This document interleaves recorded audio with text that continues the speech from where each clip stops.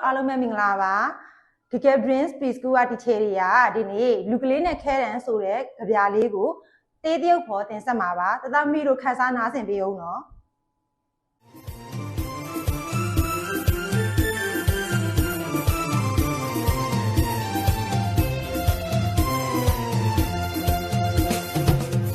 နာကကျွန်တော်လေးခဲတံကောက်ရပေတေးသေးချာချာကြည့်လိုက်မှမောင်ထွေးခဲတံပြလှလှကလေးဒီခဲတံကျွန်တော်လိုချင်ပြန်ကြာကြံခဲ့တဲ့မောင်ထွေးတော့မို့လို့နေမှာပေါ့တော့ကလေးကျွန်တော်ပြေးသူ့ကိုသွားလို့ပေး